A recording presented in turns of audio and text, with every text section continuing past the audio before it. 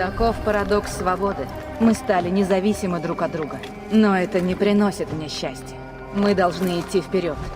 Продолжать наш танец посреди кровавой бури. Мы станем смертоносным вихрем. И враг умрет.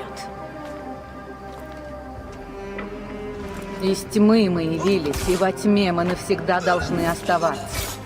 Люди не имеют возможности жить вечно. Но наше кредо должно. Лишь кредо достойно бессмертия в этом мире. Ничто иное.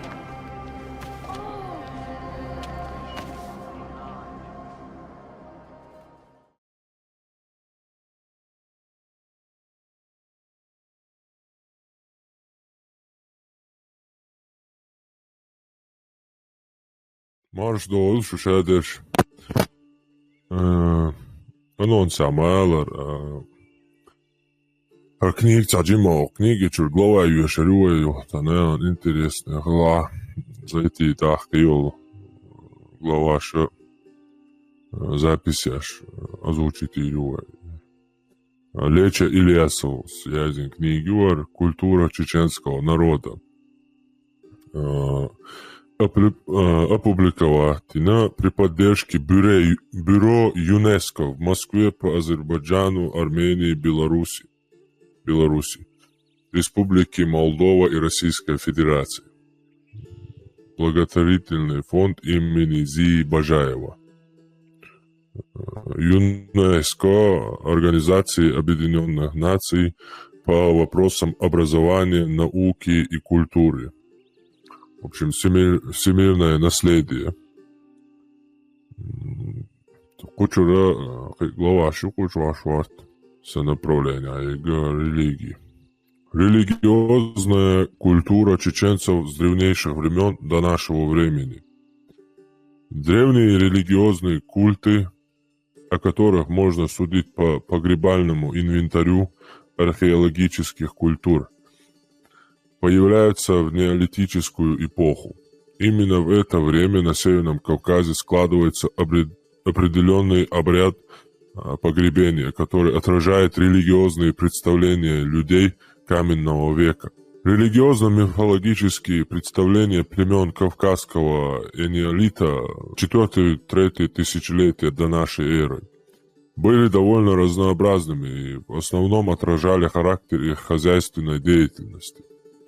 Это и различные земледельческие культы, прежде всего культ богини плодородия, культ солнца и связанный с ним культ огня, и по всей видимости культ домашнего очага. В религиозных представлениях племен ранней бронзы майкопская археологическая культура 4 по 3 тысячелетие до нашей эры, наряду с культами солнца и неба, а также различных животных, заимствованных, по всей видимости, из Передней Азии, существовали более древние культуры гор, культы гор, рек, лесов. Фрагменты глиняных статуэток, найденные в различных археологических комплексах майкопской культуры, имеют аналогии в древних культурах Передней Азии 3-го тысячелетия до нашей эры и относятся, по всей видимости, к древним земледельческим культам. Богатый инвентарь погребений свидетельствует о существовании веры в загробную жизнь. Камень играл особую роль и в похоронном ритуале, и по всей видимости. В религиозных воззрениях северокавказских племен поздней бронзы, северокавказская, терская, кубанская археологическая культура 2-го тысячелетия до нашей эры. Во-первых, камень очень широко использовали при погребении, как и в эпоху майкопской культуры. Каменные вымостки в курганах, кольца, кромлехи вокруг могил. Во-вторых, в погребениях северокавказцев находят камни-амулеты, что говорит о том, что камень играл важную роль в их жизни, и ему приписывалась чудодейственная сила. Интересные реликты этого культа остались в чеченском языке. О, камень, та, ладонь, тура, воин, твам, война. Слово «то» – камень образует целый семантический ряд со значением. Камень плюс ладонь – война. Таким образом, в чеченском языке слово «война» восходит к древнейшему оружию человека – камню. По погребениям, в которых находят оружие, украшения, посуду, видно, что носители северокавказской культуры верили в загробную жизнь и считали ее простым продолжением земной жизни. Подобные воззрения были присущи нахам в Средневековье. Религиозные культы племен северокавказской культуры остались почти неизменными с эпохи ранней бронзы. Культы неба, солнца, гор, культ предков. Материалы археологической культуры поздней бронзы и раннего железа, так называемой кубанской археологической культуры, дают представление о религиозной жизни северокавказских племен второй половины второго тысячелетия, конца первого тысячелетия до нашей эры. На одном из холмов убежищ Серженюртовского поселения, Восточная Чечня, открыто святилище и предметы ритуального характера. Жертвенники, глиняные, антропоморфные и зооморфные, статуэтки, амулеты, обереги, пентадеры с магическими изображениями креста, свастики и спирали. В основе религиозных представлений кобанцев, видимо, были культы солнца и неба, как об этом свидетельствуют изображения свастики, спирали, а также глиняные модели колес среди ритуальных предметов святилища. Антропоморфные и зооморфные статуэтки могут свидетельствовать о культе плодородия у кобанских племен. Со времен ранней бронзы могли существовать и более древние культы священных гор, рек, рощ, которые сохранились в экологической культуре чеченцев вплоть до середины XX века. В аланскую эпоху основным религиозным культом был культ солнца, позже трансформировавшийся в идею верховного божества.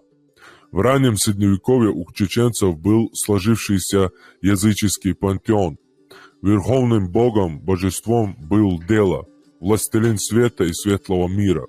В прошлом божество солнца и дневного света. Дела из Де-Эла, князь-властелин дня. Эла был хозяином тьмы и подземного мира. Стела, Села, управлял громом и молнией. Химнана была богиней воды, Лятнана – земли, Уннана – божеством болезней, Цу – божеством огня, Елта – покровителем земледелия, Тушали – богиней плодородия. Идея высшего божественного начала в средневековых языческих культов чеченцев была абсолютно абстрактной. В этом отношении она была гораздо ближе к раннему христианству и исламу, чем к другим монотеистическим религиям. Она не могла быть воплощена в какие-либо конкретные формы и образы, как в позднем христианстве, и не требовала создания идолов. Функции второстепенных языческих божеств были низведены к функциям обычных христианских или мусульманских святых. В архитектуре до полной абстракции эта идея была доведена в столпообразных святилищах, небольших каменных столбиках, которые явились конечной ступенью развития языческих храмов и святилищ. Об этом, кстати, писал Гильденштейн в начале XIX века. Они, чеченцы, имеют, однако же, некоторые следы христианства, даже явственные, нежели у других кавказцев. Они веруют в того единого Бога, именуемого ими Дела, и не знают никаких других богов или кумиров, ниже святых. Древние предания сохранили память о существовании в горах Чечни христианских храмов и монастырей, и о деятельности миссионеров, которые, вероятнее всего, были византийскими, а позже генуэзскими монахами. Следы христианства остались и в топонимике многих мест, в том числе и культовых, в горах Чечни, в календарных воззрениях и языке чеченцев. Но в чистом виде христианство на Северном Кавказе, за исключением отдельных районов, не привилось. Христианские идеи в большинстве своем горцы восприняли через призму языческих верований. В конце концов, язычество победило. Но это было уже не идолопоклонничество, а синкретический культ, в котором смешались христианские, мусульманские, языческие и даже иудейские черты.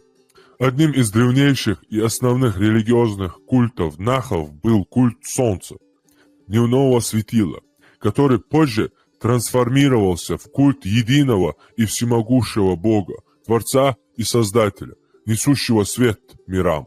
Его имя, несомненно, связано с названием индоевропейского верховного божества неба Делио, древнегреческий Зеус, Диос, латинский Деус.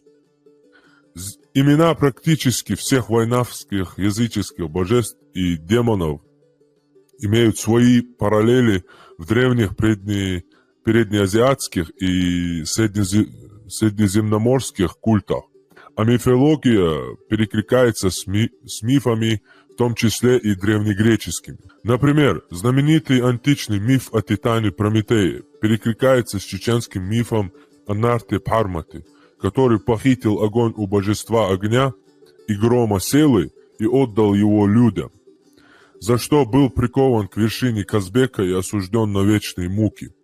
В чеченской версии Пармат был кузнецом и ковал оружие из бронзы, что дает возможность отнести время появления этого мифа к концу второго, началу второго тысячелетия до нашей эры.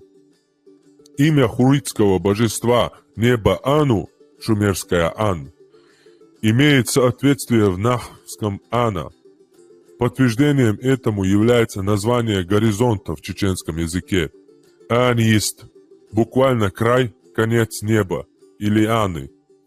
Перекликаются с преднеазиатскими культовыми именами и названиями таких нахских языческих божеств, как Эштар, Иштар, богиня любви у ассирийцев, Мама, матерь богов, Дика, Дике, древнегреческая богиня справедливости. Дика. В этом смысле интересную параллель с древнеегипетскими культами можно обнаружить в чеченском языке. Так, согласно египетской мифологии, одна из 9 сущностей человека называлась Саху, оболочка души. В чеченском Саху – это семя души. Са – душа, ху – семя. Языческие культы, так же как и мифология нахов, практически не изучены. Тем более в сравнении с другими преднеазиатскими, среднеземноморскими, кельтскими, германскими, славянскими мифами, с которыми первые имеют много параллелей. Единственной обобщающей работой по этой теме остается труд Далгата, который носит в основном информативный характер. Книга называется «Далгата. Первобытная религия чеченцев». Единственное, в общем, помимо основных в средневековье у нахов существовали и другие второстепенные культы, которые имели прикладное значение, а сами языческие божества были антропоморфны, могли принимать облик обычных людей или животных, и в таком виде непосредственно вмешиваться в человеческую жизнь. Например, в Майсте существовал культ Ламтишуол, горного духа, который обитал на вершине горы Дакахкуарт, Майнстуан-Лам, и покровительствовал воинам и охотникам. Также, по поверьям майстинцев, на вершине этой горы жила богиня справедливости Дика, которая научила людей различать добро и зло. На северном склоне майстинского хребта южнее Туга находится священная роща, в которую ни один охотник не войдет, не омывшись прежде в речной воде, иначе злая вьюга сорвется с ледяной вершины Тебуломста преградить дорогу идущему, и тогда его неминуемо ждет смерть. Вплоть до недавних времен существовали священные заповедные рощи и в других районах горной Чечни. В них никто не смел сорвать цветок или сломать ветку. Дикие животные чувствовали себя здесь в безопасности, так как ни один охотник не осмеливался охотиться в священной роще. Прежде них могли укрываться даже кровники, не боясь того, что их может настигнуть смерть. По народному поверью, пребывание в заповедных рощах в течение определенного времени проводило к исцелению от многих заболеваний. Очень трепетным было отношение чеченцев к дереву. С древних времен они научились оберегать лес, разумно использовать его. Грушевое дерево, грецкий орех считались священными, и был строгий запрет на их рубку. До сих пор среди чеченцев существует поверье, согласно которому человек, срубивший ореховое или грушевое дерево, попадает в ад. Произвольная рубка леса запрещалась, а срубить дерево из озорства считалось страшным преступлением наряду с убийством человека. На дрова рекомендовалось заготавливать валежник, больные деревья, но нельзя было использовать в этих целях ценные породы. Граб также считался священным деревом. Он использовался чеченцами для изготовления оружия, и поэтому его рубка строго регламентировалась. Был распространен среди чеченцев и культ вершины.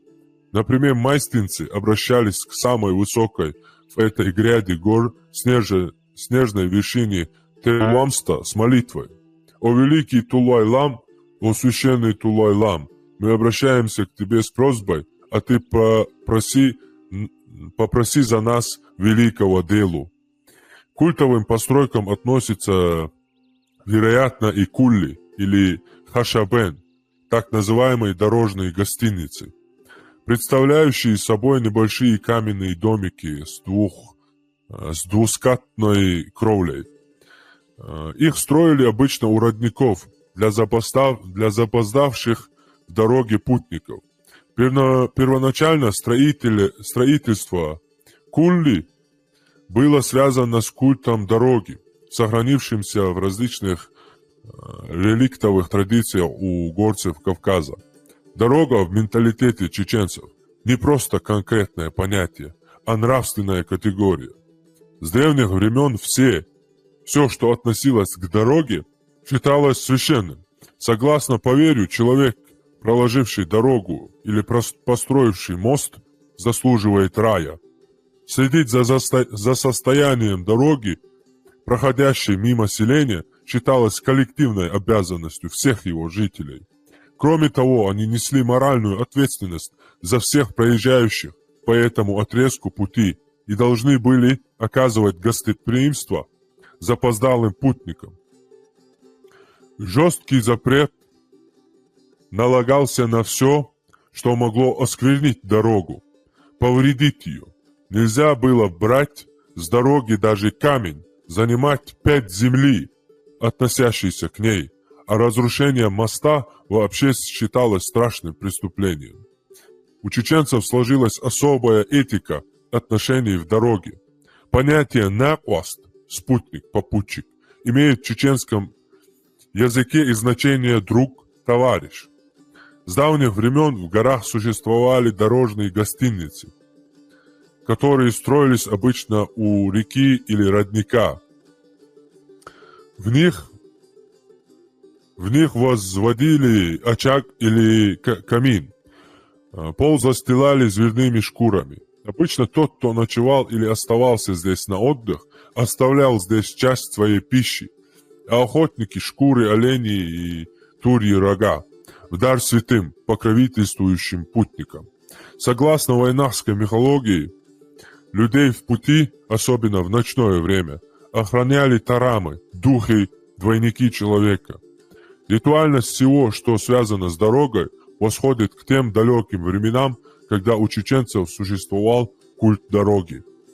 Содержательную информацию о древних языческих культах чеченцев несут петроглифы,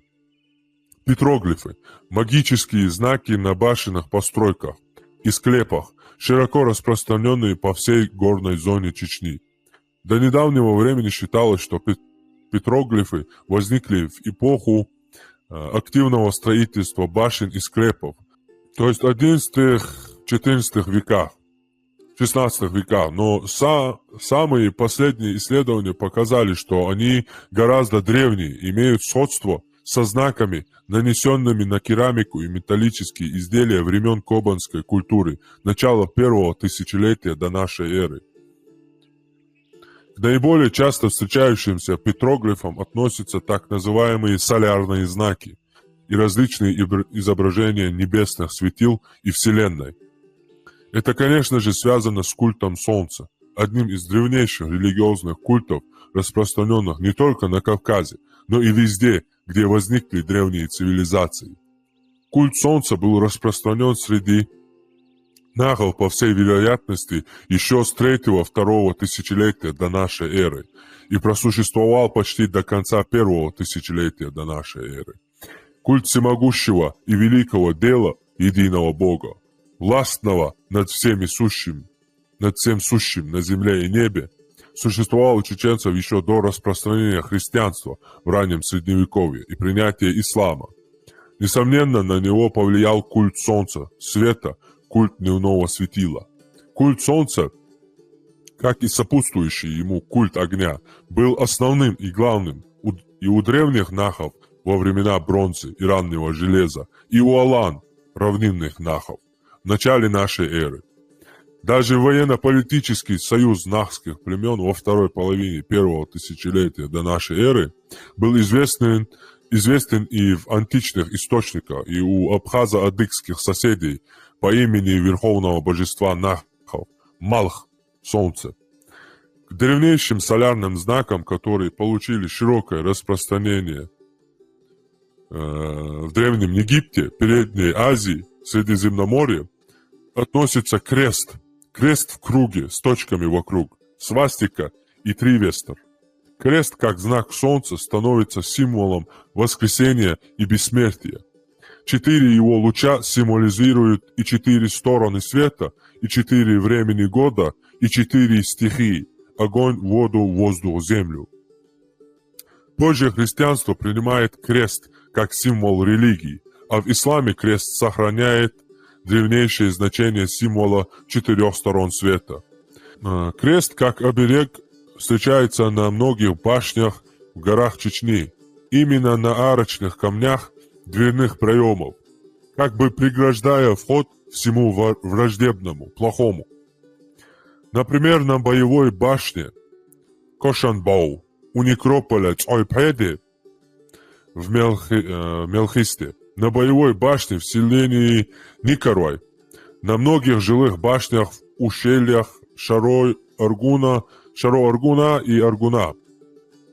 Наиболее интересной формой креста является свастика, загнутые концы, которые символизируют движение солнца по небосводу, движение всего сущего в природе. У древних нахов свастика была символом вечной жизни, символом бессмертия, универсальным оберегом. Изображения свастики встречаются на чеченских башнях в различных вариантах. Прямоугольные, криволинейные, стилизованные. Классическая прямоугольная свастика выгравирована на древнем проеме жилой башни в селении Химой. Подобный знак можно видеть на древней керамике в Центральной Европе. Криволинейная свастика выгравирована на арочном камне жилой башни в селении Итумкале, на жилой башне в селении Зингале, в Западной Чечне. Они также обнаружены на Северном Кавказе на керамике и металлических изделиях 1-го тысячелетия до нашей эры.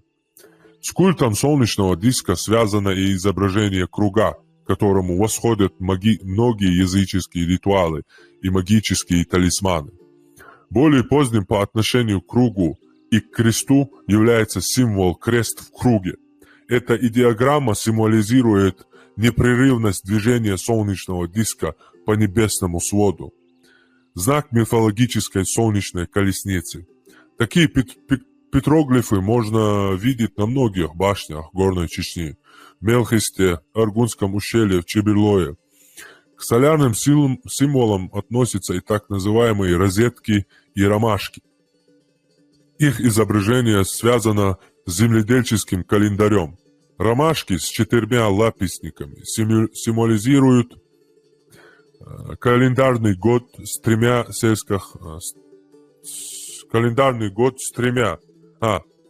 ромашки с 4 ромашки с 4 лепестиками символизируют календарный год, с 3 сельскохозяйственный. Все эти символы связаны прежде всего с древними земледельческими культами умирания и воскрешения солнца, смертью осенью и воскрешением живой природы весной. Родились вместе с земледельческими цивилизациями. Все эти символы связаны прежде всего с древними земледельческими культами умирания и воскрешения солнца, смертью осенью и воскрешением живой природы весной, родились вместе с земледельческими цивилизациями.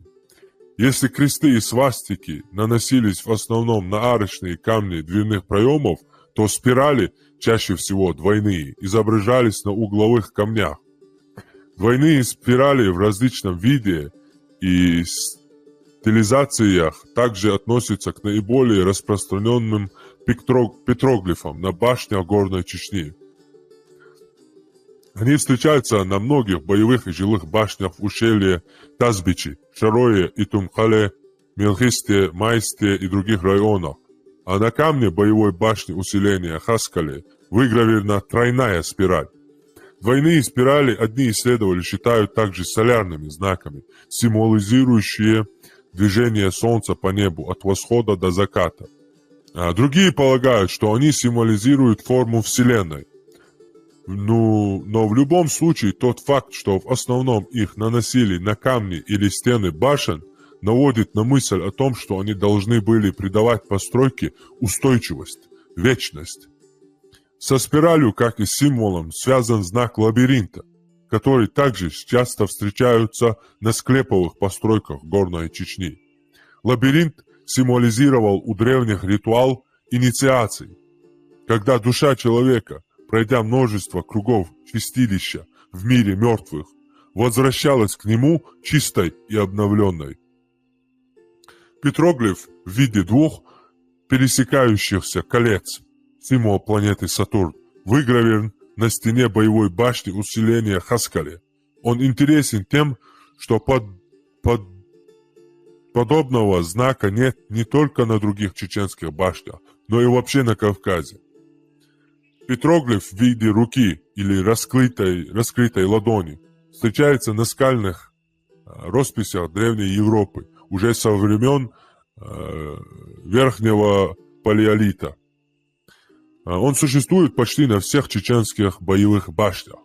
Изображение человеческой руки символизировало силу, власть, созидающее начало. Кроме того, одним из значений ладони было владение, собственность. Оттиск ладони, по всей видимости, был древнейшим видом личной печати владельца. В чеченском языке с ладонью «ка» связаны названия внешних атрибутов собственности: «коу» – ворота, «керт» – огражденное владение. В древности на Северном Кавказе, как и в других регионах Европы, был обычай отрубать десницу убитого врага и прибивать к стене своего жилища. По-видимому, считалось, что таким образом победитель отнимает у врага и его силу. Петроглиф в виде ладони на кавказских башнях считается автографом мастера-строителя, который он оставлял после завершения строительства. Но на чеченских башнях есть петроглифы и в виде сочетания двух ладоней. На жилой башне в Итумкале и в виде человеческой руки ладонью вниз. На древнем дверном проеме боевой башни в селении Хайбах. Кроме того, на чеченских башнях широко распространены петроглифы, изображающие человеческие фигуры в различном виде. Древнейшими из них, по всей видимости, является изображение фигур с несоразмерно большими ладонями, которые встречаются в среде петроглифов Северной Европы и в виде бронзовых статуэток Кобанской эпохи и на многих башнях в Горной Чечне. Иногда эти фигуры имеют утрированно большие детородные органы, что связано с культом плодородия, одним из древнейших земледельческих культов. Подобные петроглифы изображены на арке оконного проема жилой башни в селении Хаскале, а в стилизованном виде на башне на селе Химой. Стилизованные фигуры людей рядом с криволинейными свастиками нанесены на стены жилой башни в селении Итумкале. Нередко на башенных постройках Горной Чечни можно увидеть и петроглиф в виде всадника, порой в стилизованном виде. Например, на боевых башнях в селении Эткале, Дере, Чинхуай. Он также относится к древнейшим изображениям человека и животного и встречается в наскальных росписях 4-го тысячелетия до нашей эры. Иногда изображение повернуто, как, например, на боевой башне в селении Дере. Это связано со вторичным использованием камней с петроглифами. По всей видимости, такие камни считались священными и обязательно переносились при строительстве в новое строение. Очень часто они являются более древними, чем сами башни, и отличаются уровнем обработки и отделки. Особенно это бросается в глаза, когда видишь жилую башню в селении Верескел в Майсте. Почти целый ряд камней имеет множество петроглифов. Эти камни отличаются от других и фактурой, и цветом, и уровнем отделки. На чеченских башнях можно увидеть также петроглиф, изображающий охотника или сцену охоты. Например, на стене жилой башни в ущелье Тазбичи часто это изображение лука со стрелой, кеберлой, майста. Встречаются и фигуры отдельных животных, в основном стилизованные. Наиболее распространено изображение оленя. По всей видимости, олень относится к наиболее древним культовым животным у нахов. Бронзовые фигурки оленей, относящиеся к кобанской культуре, найденные на территории Центрального Кавказа, которые с древнейших времен населяли предки нахов. О древности культа оленя свидетельствует и то, что название оленя – саи. В чеченском языке относится к такому лексическому ряду, как «с» – душа или «с» – свет. Встречается среди петроглифов и изображения коня, которые считаются у чеченных священным животным. Например, вплоть до середины 20 века, то есть до выселения в Казахстан, чеченцы не потребляли в пищу конину, хотя она не считалась запретной для мусульман. Обычно культ коня связывают с культом солнца. Древние люди воспринимали солнце как божество, которое передвигается по небесному своду на колеснице, запряженной золотыми конями. По всей видимости, именно этому мифу посвящен петроглиф, изображающий человека, колесо и лошадь на камне жилой башни в ущелье Тазбичи. Бык относится к числу наиболее распространенных тотемных и священных животных в Средней Азии, на Кавказе и в Средиземноморье. Священный бык был символом плодородия и связан с культом Великой Матери. В чеченской мифологии сохранилось множество сюжетов, в которых бык является собой священное начало. Например, легенда о возникновении озера Галанчаш. В нахском языческом пантеоне с быком связан культ божества грома и молнии, стелы. Кроме того, в чеченском языке сохранился ряд понятий родства, восходящих к слову «сту» – «бык». Например, «сте» – «женщина», «жена», «стунцхуай» – родственники жены, «стуннана» – «теща». Изображение барана также можно найти на чеченских башнях, только не в виде петроглифа, а в виде каменной скульптуры. Каменной головой барана украшен фасад жилой башни в Хемое. Двумя подобными скульптурами, большой и маленькой. Фасад боевой башни на горе Бехкайла. У чеченцев с древнейших времен существовал довольно точный календарь, который в раннем Средневековье подвергся определенному влиянию христианства. Год составлял из 12 месяцев и насчитывал 365 дней. По временам года он делился на 4 части. Согласно полевым материалам, собранным Мадаевой, месяцы у чеченцев имели следующие названия.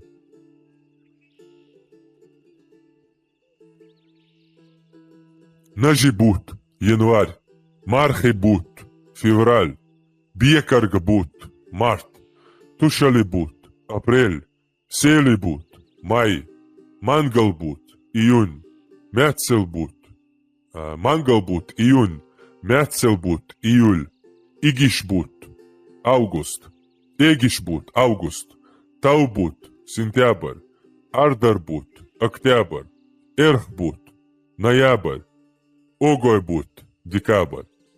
Каждый месяц состоял из 4 недель, а неделя из 7 дней.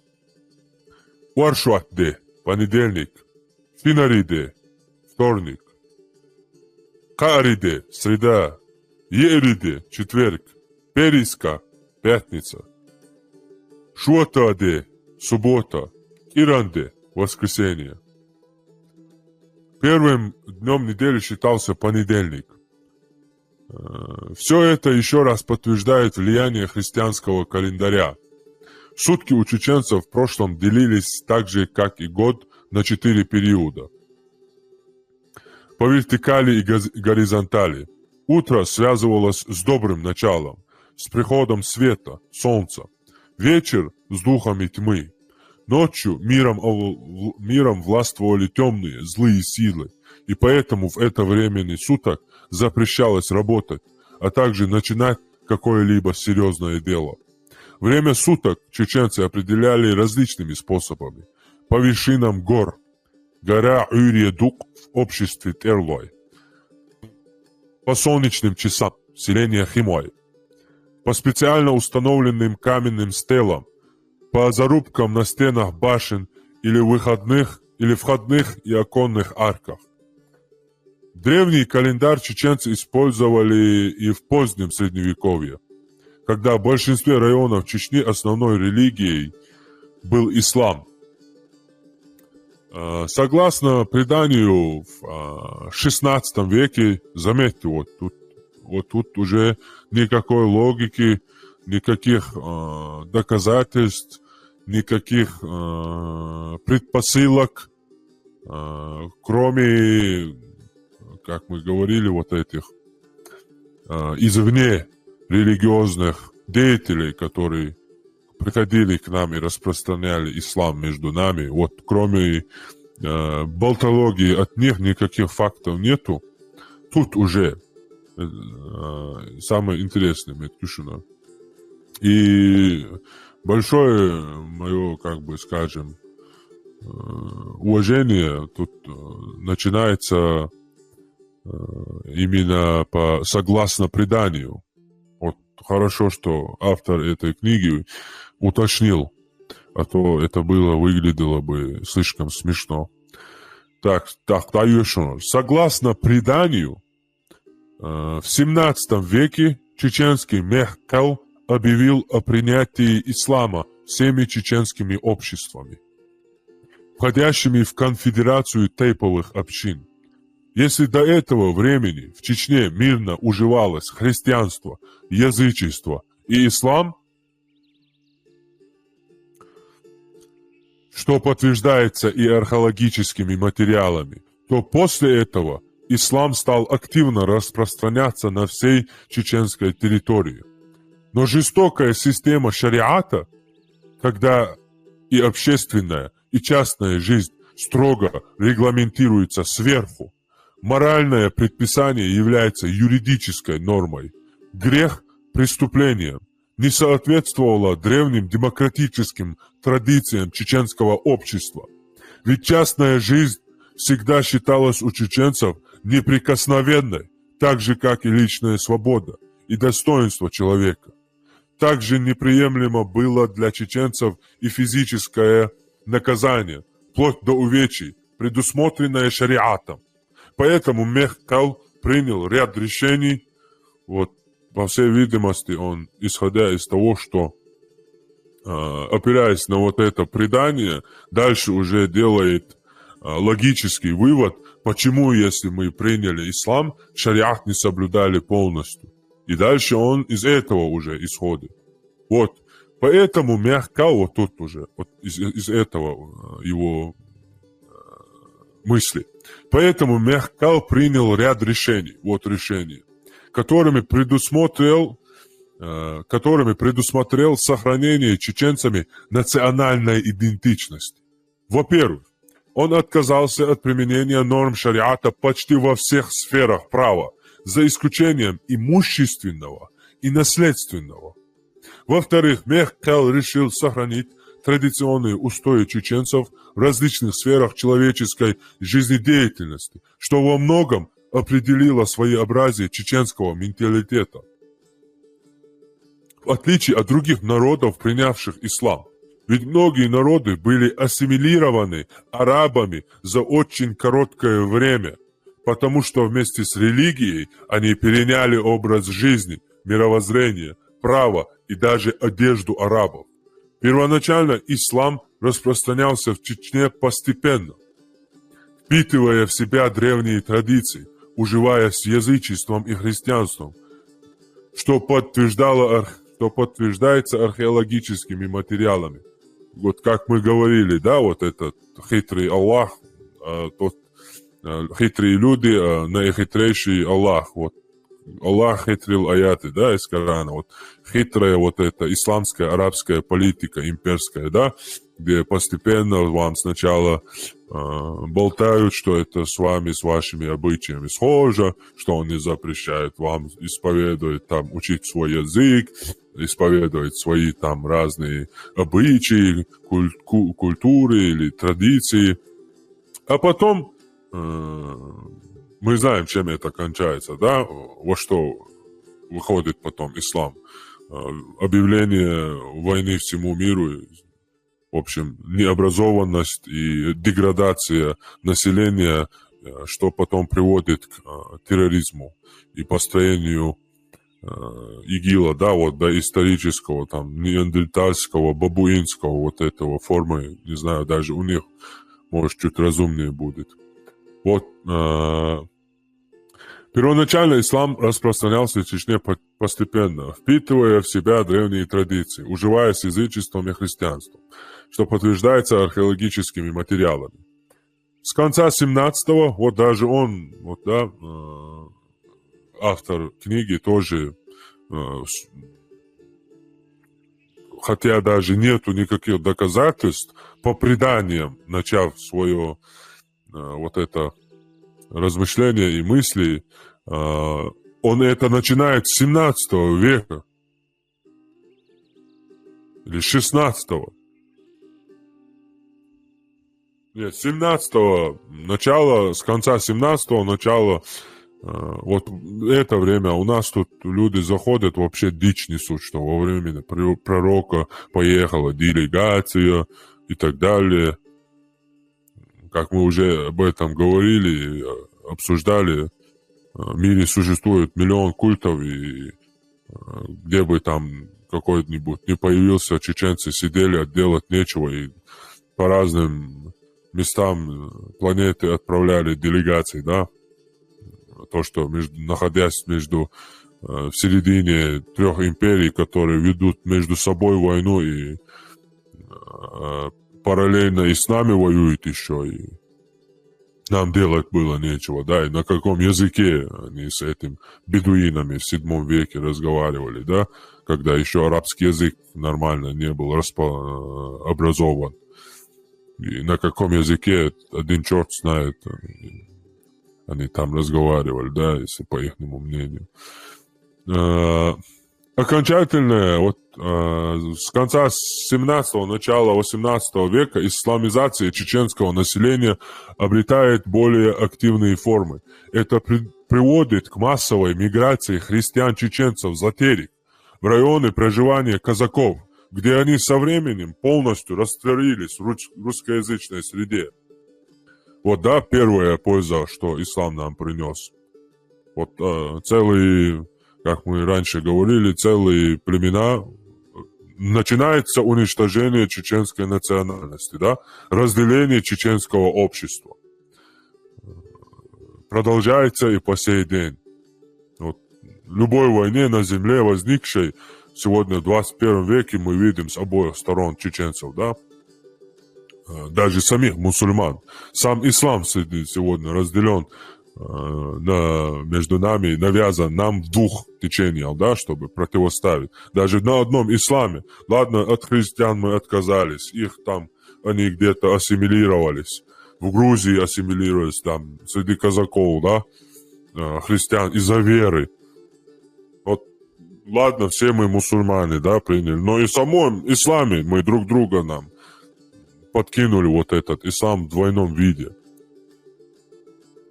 И мы сейчас, одна сторона отказывается от одних, другая от других, и объявляет им вообще, их вообще врагами пророка и так далее. Взяв чужой культ, чужой арабский культ, ассирийский бог, которого они украли, который им не принадлежит, это ассирийский идол, Аллах.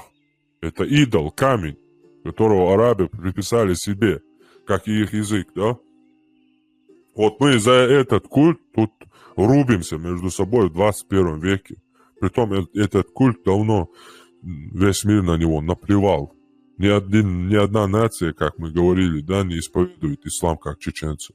Никогда ни в одном месте, как чеченцы, эту религию не несут, да, за нее не сражаются. И притом она не религия. Нету религии ислам. Просто есть разные течения и секты, которые держатся на жрецах и муллах. Окончательное укрепление ислама в Чечне происходит в конце 18 века и связано с именем шейха Мансура, который возглавил борьбу народов Северного Кавказа против колониальной экспансии Российской империи. Тут я не согласен с тем, что ислам он укрепил или укрепилась тогда. Потому что 20 лет назад мы помним, как дети бегали, да, с языческими обрядами, взывали к языческим богам и культам 20-30 лет назад. Поэтому говорить о укреплении ислама, но крючок был закинут, так можно сказать, но ислам не укрепился, так скажем, по всему народу. Окончательное укрепление ислама в Чечне происходит в конце 18 века и связано с именем шейха Мансура, который возглавлял борьбу народов Северного Кавказа против колониальной экспансии Российской империи. Шейх Мансур сочетал военное руководство с миссионерской деятельностью. Он выступал с проповедями, обличал невежество, алчность, лицемерие, порочность, осуждал кровную месть. Призывал к аскетизму и духовному очищению. По всей видимости, именно в это время среди чеченцев распространяется суфизм, мистическое направление в исламе, которое первоначально появилось как течение оппозиционной официальной религии. Вот даже вот сегодня вот заходят к нам люди, да, и, мол, шейх Мансур же был мусульманин, вот эти ваххабиты, салафиты, да, абдуллаки, заходят нам и начинают нам, вот шейх Мансур же там, вы считаете его героем, он же был мусульманином. Вот даже по этот шейх Мансур, он более ближе ко мне или к чеченцам, почитающих или традиционно придерживающихся до исламской веры, да, языческой. Вот ко мне, строго, грубо говоря, ко мне, к язычнику, шейх Мансур имеет больше отношения, чем к мусульманам. Потому что ислам это и есть салафизм, ахлюсунизм. А суфизм это вообще не ислам. Это вот этого аморальное вот это учение пустынное, ислам, когда турки уже пришли к власти. Они же более цивилизованные, ну, скажем, не цивилизованные в то время, вот, но, скажем, более гордые, скажем, да, так, наверное, потому что их приглашали, вот этот уже деградированный исламский халифат, люди их приглашали, чтобы они правили над ними в начале, когда турки не начали, да, вот эти туркоязычные племена переселяться вот сюда, где Турция, вот исламские халифаты. Изначально они были, по-моему, если не ошибаюсь, приглашены править мусульманами. Сами мусульмане, арабы их приглашали, чтобы они правили над ними. По-моему, сельджуки они назывались, или как, не помню. В общем, они вот когда уже свою империю придумали, когда, наверное, презирали вот это покорное арабское вот это население, или, скажем, вот этих бедуинов, и как-то переобразовали вот эту религию, ислам, и придумали вообще другую религию, суфизм. Это никакого отношения к исламу не имеет. Так вот, этот шейх Мансур был суфием, придерживался суфийского учения.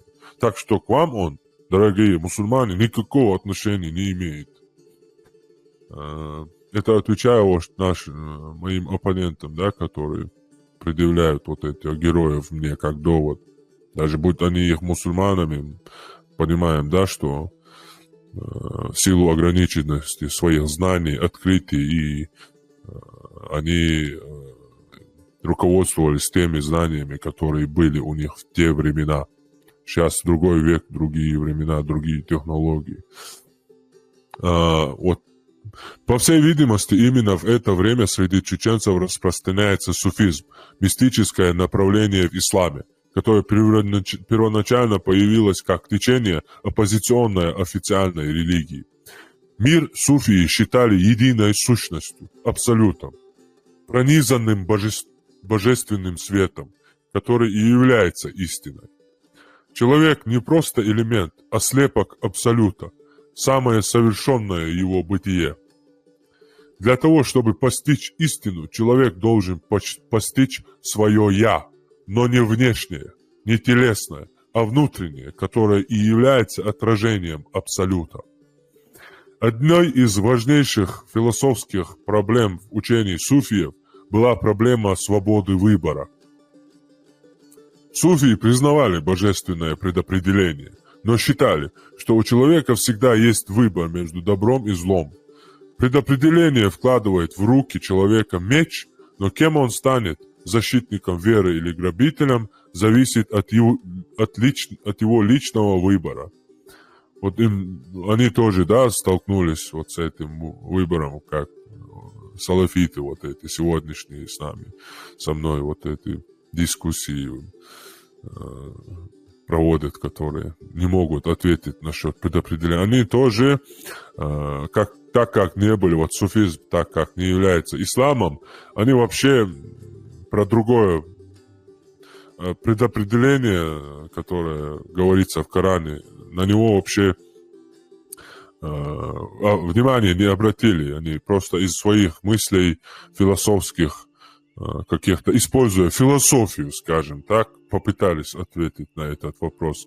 Но предопределение в исламе является четко расписано каждым шагом, и никакого места для выбора там не остается.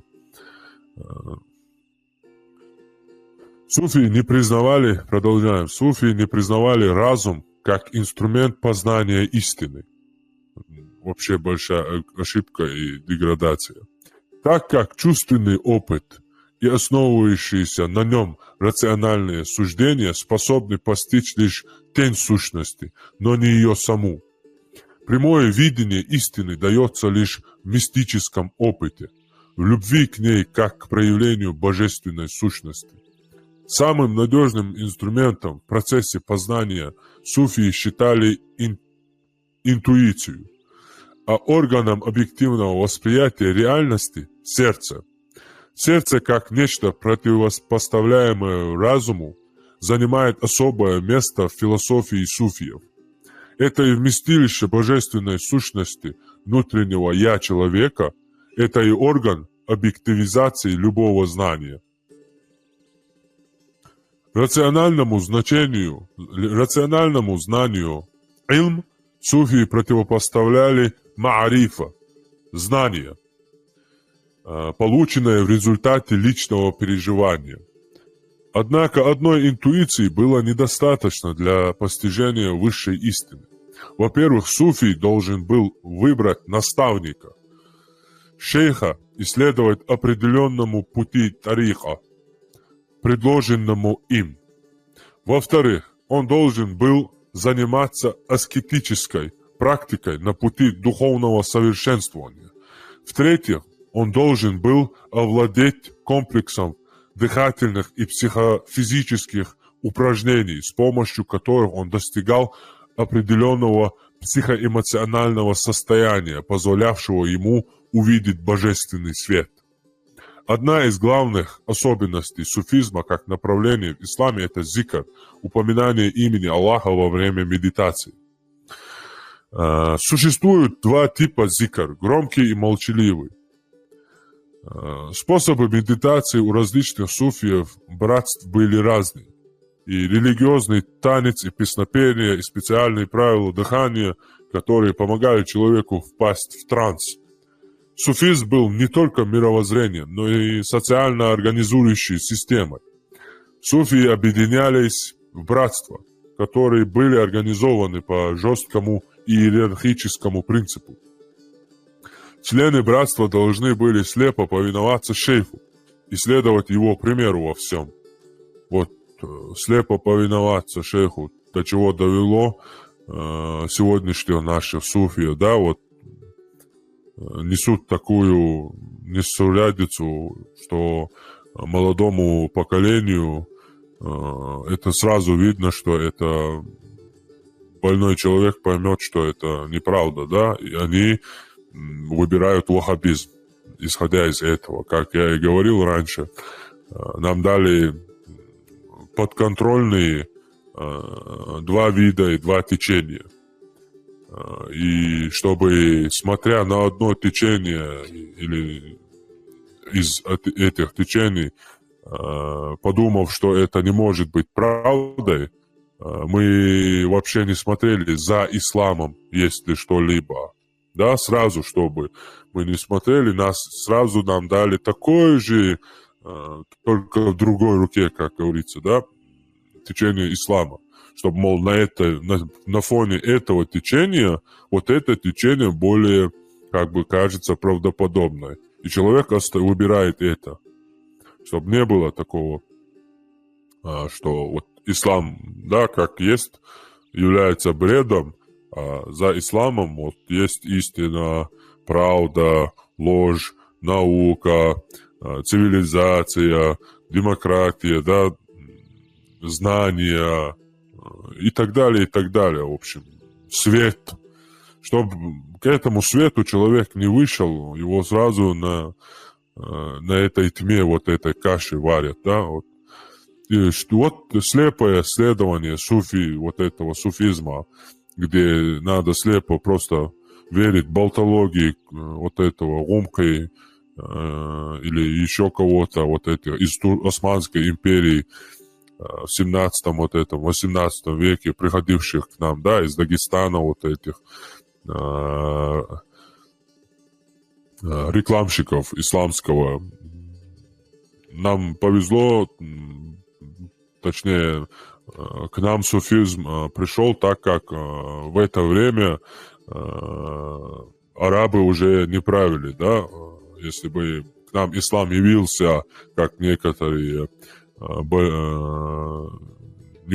скажем, нездоровые люди говорят в 7 веке или 8 веках во времена пророка, если бы ислам был, мы приняли бы ислам или сюда, на нашу территорию, принять бы ислам, то мы исповедовали бы в большинстве или в подавляющем, как сегодня суфизм, в подавляющем большинстве наоборот, точнее, как до недавних времен суфизм, исповедовали бы ваххабизм, как есть он в первоначальном его виде, со времен пророка, вот этот игиловский вариант их, да, когда арабы правили, они же распространяли такой вариант.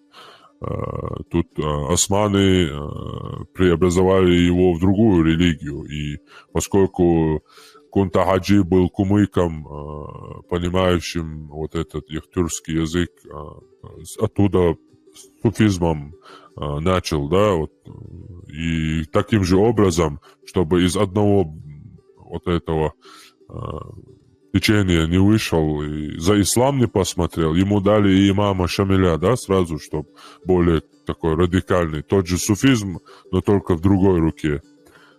Как правило, и секты в сектах тоже делятся, да. Суфизм в суфизме тоже разделяется на секты, короче. И, наверное, как атомы, нейроны, молекулы до бесконечности в обратную сторону, по-моему, до каждого индивидуума. Настолько ислам разная религия. Даже каждый индивидуум, каждый мулла на один вопрос отвечает по-своему. Каждый мулла. Вот в общем, хотелось бы добавить насчет слепого следования. Именно это и довело до того, что наша молодежь перешла полностью в салафизм, поскольку слепо следовать вот чему-либо доводит до... дна там уже не будет. Тебе скажут что угодно, ты это будешь верить, потому что твое учение, если ты не поверишь, то ты уже не тот и будешь страдать, в общем. Следующий этап укрепления ислама в Чечне – это период вхождения ее в имамат Шамиля, военно-теократического государства, построенного на принципах шариата.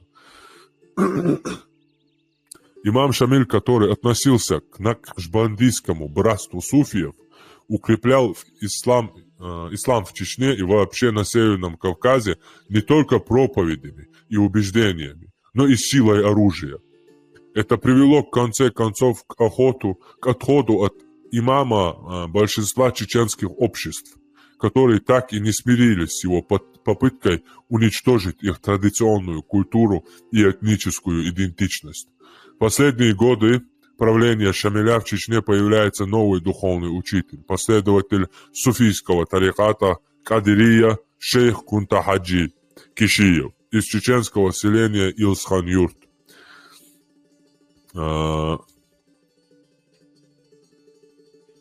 Шейх осуждал войну как насилие, неугодное Всевышним.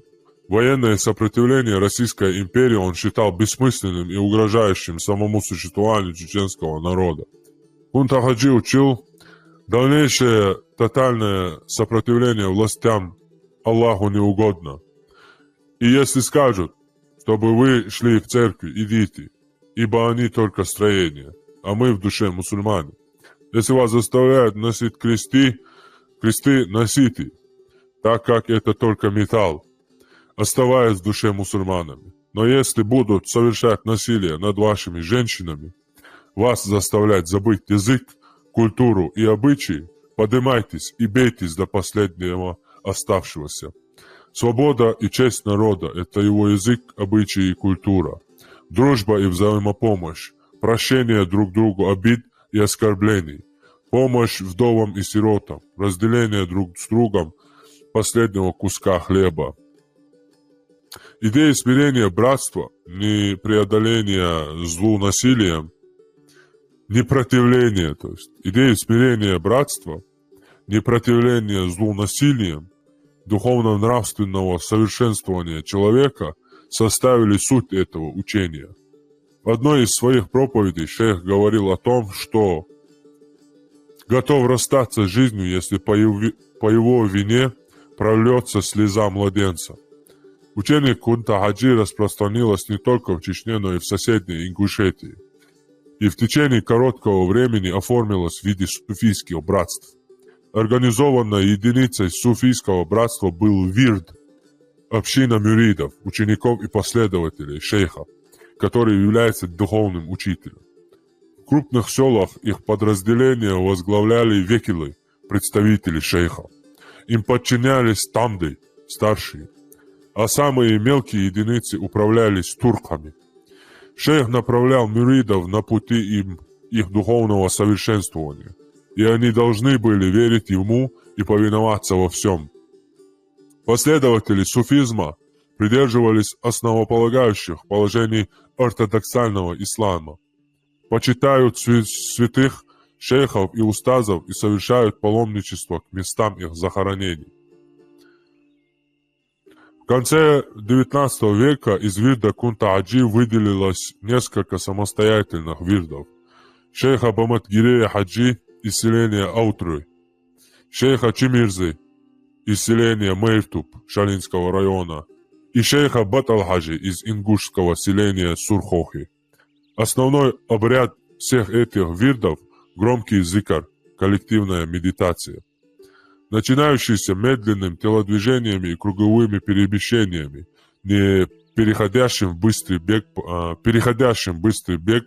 по кругу против часовой стрелки. Суфии считают, что громкий зикр символизирует кружение ангелов вокруг трона Аллаха. Для отравления зикра необходимо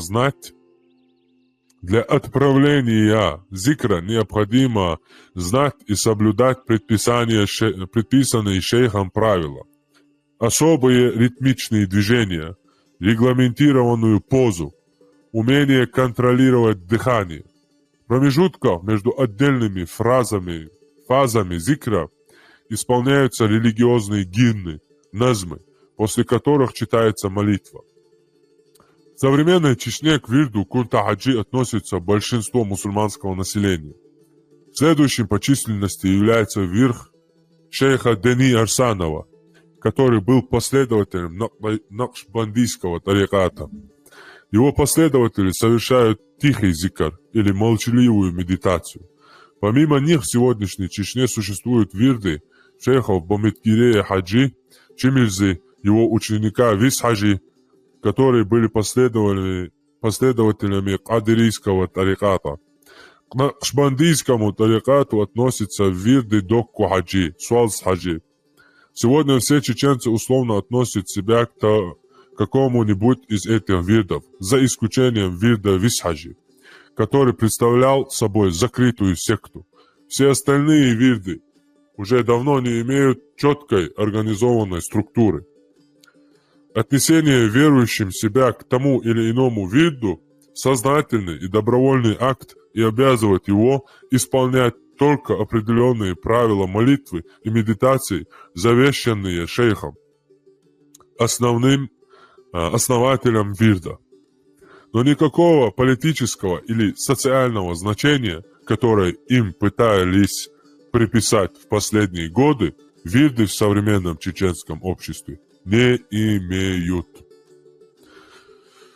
Это конец вот этого абзаца, но добавлю.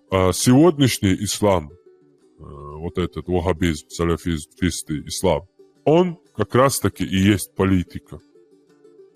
Он без политики, он для политики и придуман, в политике, и, в общем, без политики и не выживет нигде, потому что, чтобы его как-то сохранить, должны быть у власти люди, которым выгодно вот это политический ислам сегодняшний.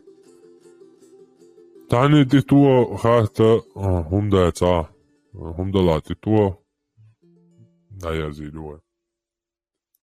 Промолчу, наверное. Ну, интересно, что может.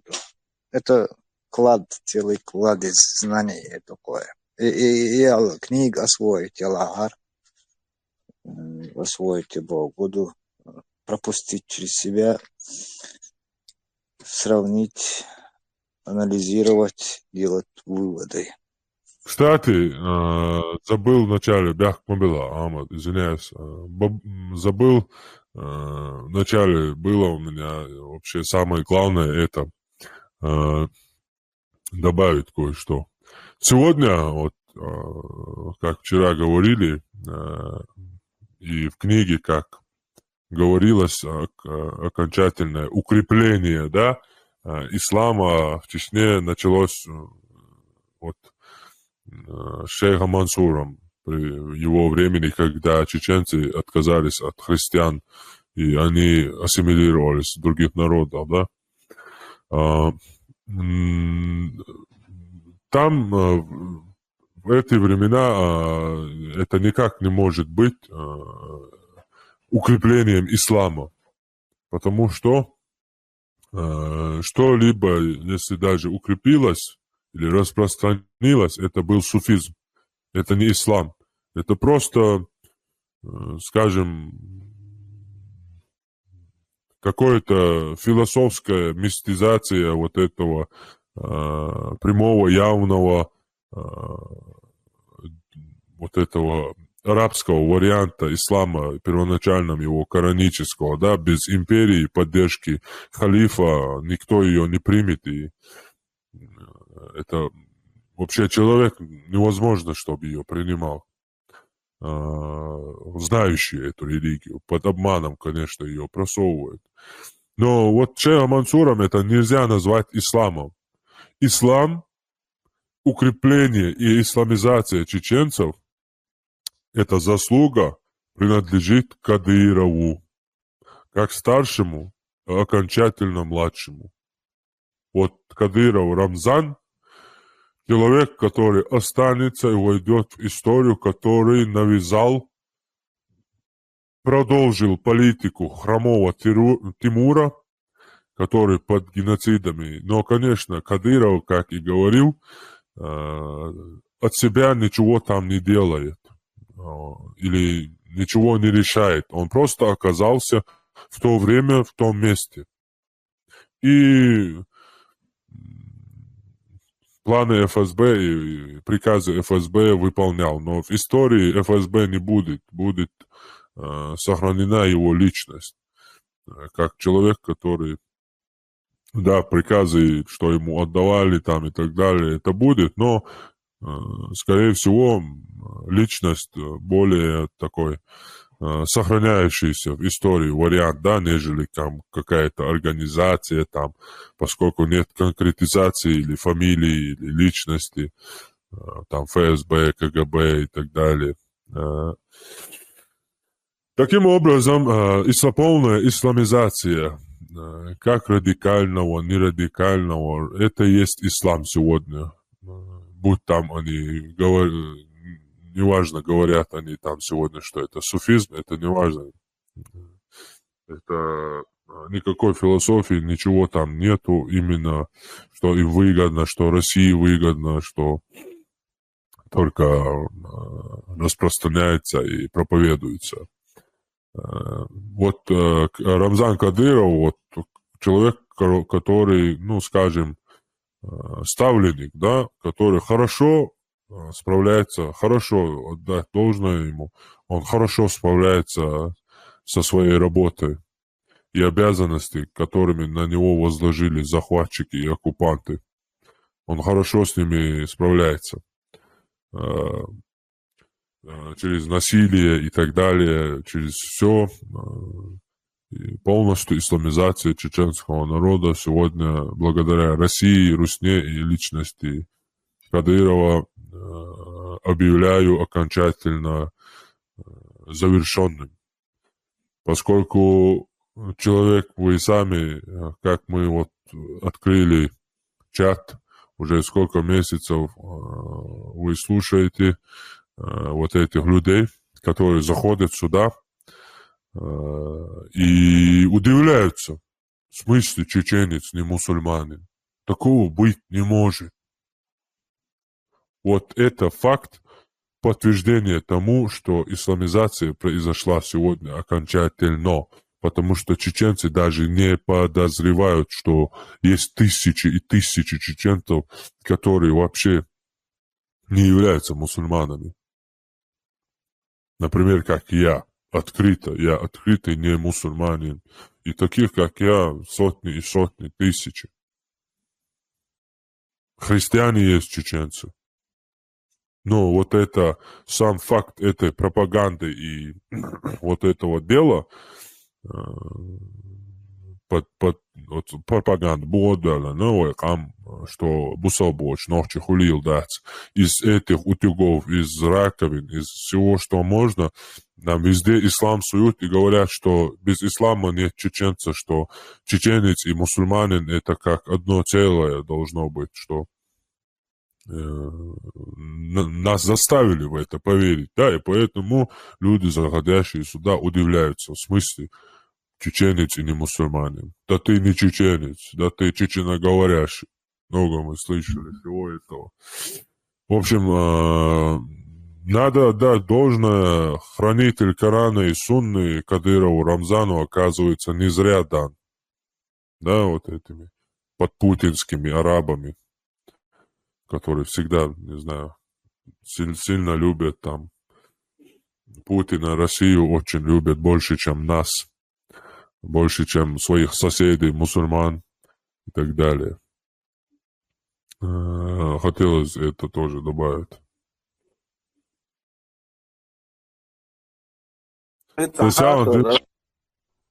Кун имел вообще? Киши Милгала хуш дати, в любом случае, ночи цахали хуш дон, сон гяга на батсон, фамилия, сон цаума датсон, яйятсон, яхалаятсон, мичарвал цаха. Как раз в Википедии есть такой город Киш, шумерский город и государство древними местами Ирак от Вавилона. Около 3500 годов назад древнейшая клинописная письменность табличка Киша, как раз Ючо, табличка Киша, табличка из печатника обнаружена в шумерской цивилизации. Вот. Табличка Киша обнаружена при раскопках. Но династия, вот я смотрю здесь. Династия, херюци, киши, фамилии придумать, проблемят, фамилии придумать, свободила, секунда, на это была. Фамилии придумать, легенд придумать, проблемы уж, умдатига. Факт того, это не факт нациоцига, румки буи, румки хилар, он даже ночи матху, шелацун Османской империи, туркуа матха румкишан. И ночи и вот 100% хушто, а сюли и хилча, цунгна ладуа, цун бит матхар байцер, он даже сюли шишей матбу. А румки шишей мат, ну ночи хил дэр дуется, ассимилированный под турками. Тейп дуешь, абяхкан, може ночи хиечу на основчий лор, ще ночи цахиечу ега суна и что хиеч кома, что отдельный сагука. Но ос эрбош батуш ночи, что хена ночи хил на буш. Цундера отца из rumkehler tashi ku yatsun telti nocci buch batsun yet yatsun yet ahum datsun и юбусалба ночи шнюкаха бусалб дин дючи бусалб дин дажваши нахилабат в основном шавег хайшча Nohtishon hyöskil bukusista со стороны хапо, шундяч nohtishon арбуматага ja isha da üashol dinchi kulchi homshlilda сүйlisha rumqisha şey датарбел нормально ашбу сүйли şey 800 лет что должен между годов şey с давних времен сразу покорить мин арбу şey зудрицан далуш халифан в наложнице şey нормально ашбуш ويا أتوقع عشتله ويدعو وياشلع شو هنزا إياس هقا طعم بيش دو بوي دايش так хакер ишхларха ше нормально ше дикна калаквал ше проповедник шпол ше парот ханнице киткот и захватчикам покоряться даш. У них есть и время, и размножение, и все есть. Они любой власти лояльны, понимаешь? Тут живущие непокорные чеченцы не могут, у них сама национальная идентичность не позволяет принять над собой, признать над собой кого-либо вообще. Поскольку признав над собой князя, царя или господина, чеченец перестает быть чеченцем. Кое мы сегодняшние перестали вот эти Кадыровы и его окружение, да? Люди, признавшие Путина своим богом, своим хозяином, своим цезарем. Эти люди, сколько будут долбиться, падать, ниц, что они мусульмане, чеченцы или чеченцами они никак не являются. Да, они мусульмане, но чеченцами они быть перестали, поскольку признали над собой хозяина, чьи приказы они будут выполнять непрекословно и не раздумывая. А чеченец – это свободный человек, чье направление и кодекс является кодекс Хонгола, который выше священного, чем его народ, ничего для него не является. А тем более захватчик или царь захватчиков. Это древняя это политика, стара как мир. И кого они, я представляю, не хочу выразиться, да, дебилизм людей, которые действительно поверили или верят этому человеку, или последовали с душой и сердцем, да. Но, скорее всего, многие из них обожествляют деньги, поэтому остальные, я не думаю, что там. Но если даже кто-то искренне верит ему, искренне любит его, Рамзана, да, я представляю дебилизм и недоразвитость в их умах. А так чеченец, он перестает быть чеченцем, как только принимает над собой какого-либо господина или хозяина. Помимо, конечно же, нечеловеческого, сверхъестественного, божественного. Единственное, что чеченец может оставаться чеченцем, приняв над собой или почитая, или как друга, или как помощника, или как покровителя. Единственное, позволительно это взять Бога, да, покровителем, или высшим, чем он сам. А человека ставить выше, чем он сам, и стать марионеткой, стать вот этим рабом, который выполняет любой приказ хозяина, утверждая о том, что если я где-то ошибся, ответит хозяин. С раба же нельзя спросить, потому что раб это он выполняет чьи-то приказы. Спрашивают с хозяина. С собаки, с дворняжки там не будешь же спрашивать и разбираться с ним, если он лает на тебя, или ты будешь разбираться с его хозяином. Таким же образом поступали чеченцы во все времена. Они даже не разговаривали с простыми солдатами. Когда в какое-то селение заходил какой-то солдат, салага или где-то встреча, по каким-то вопросам встречались с русскими, чеченцы, когда подходил вот этот рядовой или еще кто-то, даже были моменты, где офицеры подходили, им отвечали, мы с рабами не ведем разговор приведите вашего царя, да, с хозяина вашего. Таким же образом с рядовыми не разговаривали, разговаривали с их командирами, с офицерами только. А сегодня вот эти люди, настоящие мусульмане, они могут называться мусульманами, поскольку сколько они мечетей строят, наверное, сам пророк Мухаммед не построил, не говоря уже о последующих халифах. Они мусульмане, покорные, рабы там, Аллаха Путина. Сегодня у них Путин Аллах, завтра у них Путин будет, Аллах будет Бен Салман.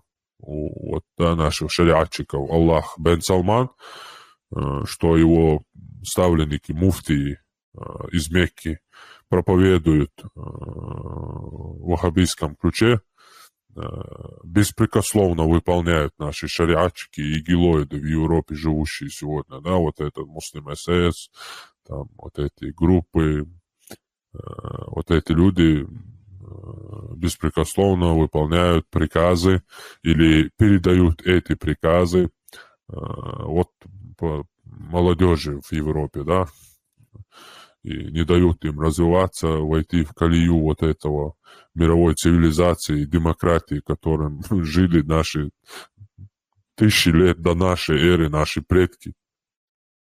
Представляете, нам даже не дают опоздать на 4000 лет от мира. Уровень развития или человечества 4000 лет назад наши предки жили в демократии. Нам сегодня даже не дают в 21 веке, в нашей эре, жить даже в демократии, в котором жили 4000 лет назад. Вы понимаете, насколько прошлое откидывает ислам? Единственное изобретение, как я и говорил раньше, ислама, единственное его открытие, это единственное изобретение, это машина времени. Мусульмане изобрели машину времени, которая может любую страну переместить в Средневековье или в каменный век. Любую страну, которая примет ее. В общем, таким образом, у этих Аллах Бен Салман в Мекке сидит, а у этих Аллах Путин. Понимаете? Потому что мы смотрели, я сам не выбрать, чтобы, как я и говорил сегодня, объяснял, не выбрать путь вот этого суфизма, доведенного до абсурда, до абсурдности из-за слепого подчинения шейхам, как и предписано у них, да. Это довело до такой абсурдности, что никак невозможно, хоть там камню можно арабскому более-менее поклониться, как сегодня, но суфизм поверить это надо быть, ну, скажем, сегодня не суфизм, скажем, а вот последователи суфиев, которые вот деградируясь, сегодня уже окончательно деградированы и несут вообще странные, страшные вещи, которые даже малыш сразу смеется над ними. Все смеются, уже стало смехом. Настолько боевые и, скажем, священные ритуалы когда-то бывшие, сегодня просто стали объектом насмешек, да, и как бы не пытались это не исправить, потому что слепое подчинение, опять же, шейху ведет до такого.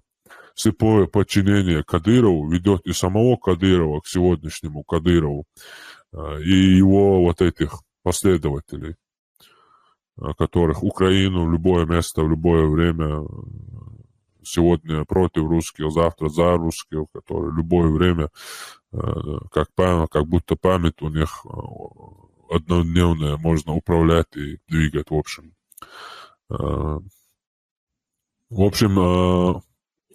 Поэтому вначале сам я тоже, да, выбирал, чтобы не выбрать, ну, уже повзрослев до того времени, что уже начал понимать, что вот эти суфийские, вот эти посиделки, сказки, понять, что это сказка, это не было проблем. Увидел ваххабизм, да, был вот этим салафитом, стал вот этим салафитом. Это для того и делано, чтобы за вот этим исламом есть цивилизация, демократия, вот, чтобы на это люди не смотрели, их остановить, этот ислам вот так раздроблен, чтобы между собой, вот, на фоне этого это казалось правдой. Таким же образом, на фоне вот этих кадыровцев, наша молодежь поставлена под выбором, что на фоне кадыровцев завуалированные рабы арабов, ихнего короля, они более-менее правдоподобны. Но что есть чеченец, и что у него есть, что он исчезает, что его самоидентичность, что его чеченство исчезает в тот момент, как он признает, подчиняется кому-либо приказу, не обдумывая. Вот тот момент все. Он перестает быть чеченцем, потому что чеченец это означает, что он понимает, что ответственность за его поступки лежит на нем, что он будет отвечать за свои поступки, что он свободный человек, что он не может совершить преступление, преступный приказ выполнить, он не имеет права. Он имеет право, если это приказ преступным, будь там армии и так далее, как сегодня в многих демократических странах. В демократической стране преступный приказ солдат имеет право не выполнять. Тут никаких оправданий нету. Тут сразу бусалдина, ты швацал. Ислам не веришь, что ли, в Аллаха не веришь, ты не мусульманин, что ли, и так далее, и так далее. В общем, но сегодня уже, я думаю, настало время, что понимать, что есть и за исламом, что вот за этой тьмой всей есть свет, есть знания, есть мировые науки, есть история, есть развитие, есть цивилизация, есть демократия, есть созидание, есть гармония и так далее. Есть мир. В общем, такое.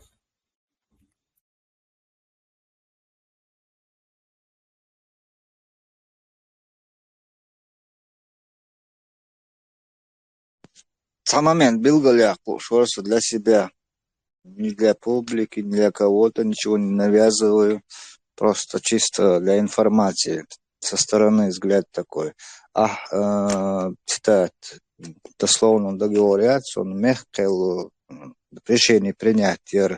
Момент догмайо, он адач соответствует, то есть национальная идентичность. Основа Йолша, некоторые сферы судебные, там, разделения, там, наследственные и имущественные. Вот именно, вот это вот юридически, да, обоснованный этот текст, четко прослеживать. Вот и закон, да, и вот именно вот это решение, которое было принято, да, то есть оно же было принято когда-то, задокументированное, то есть это решение... Амад, Бяхмабил, задокументированный, да, это согласно преданию. Именно этот момент. Да, сободилаться, Амад. Освистультон, освободиться, да, я валц. Освяшаньол книгу, чутахцу книги, я мадара уточнить, там везде приведены доказательства всему, что говорится. Но именно этот момент, что в 18-17 веке Мехкал принял решение, начинается по преданиям, поскольку нет ни одного документа или факта зацепиться, чтобы сказать, просто рассказать это и дать отсылку на источник. на доказательство. Поскольку этого нет, там же есть в книге, есть он что-то говорит, есть внизу доказательства, где, что там есть, правки бывают же, везде есть это. Но поскольку в этом, что Мехкал принял решение, провозгласил всему чеченскому народу, и они стали мусульманами, поскольку этого нету и не было, начинается именно этот момент со слов по преданиям. Поскольку должен быть какой-то ответ, должен быть, Ахмад, почему мы стали мусульманами. Вот ответ же должен быть.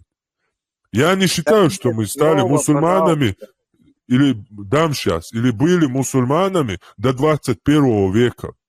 До конца 20 века, вот, начиная вот этого, после нашего вот этого возвращения Дудаева и после этого, что началось, я не считаю, что до этого мы были мусульманами.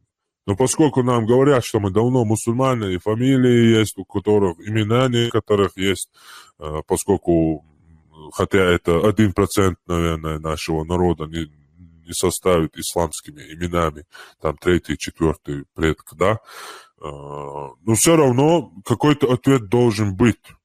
Как мы стали мусульманами, где мы приняли. И вот этот как, чтобы вот это пустое место заполнить, туда придумали вот этот Мехкелам. Одни придумали с делегацией, другие вообще, потому что с делегацией это совсем бред. Тут книга, как бы, пишет, в ЮНЕСКО занесена, как бы, семейное наследие вошло, и человек так не может абсурдность туда писать, да, должно быть какое-то объяснение. Поэтому он добавил это. По преданиям, в таком-то 17 веке Мехкал принял решение и так далее, и так далее. Нету никакого документа этому, Ахмад, никакого подтверждения этому. Никакого доказательства. Дай Поэтому я дам тебе слово, только не говори, что есть подтверждение. Раньше тоже сказал, я тебя попросил, приведи, ты не привел. Сейчас опять это повторяешь. Синделмай лично для меня, не для публики. Так, вопрос. Я пытаюсь этот вопрос выяснить. Что отсылка моей язык. Я эту книгу не читал, не видел. Абсолютно. Я так пробежался, да. До этого там где-то там куски видел, где-то что-то читал, цитаты видел. Но я другое изучал. Вот слежу за другой линией. У этого автора, да, ты правильно говоришь, это как предание написано, зафиксировано этот момент, так? Асэдер документировано.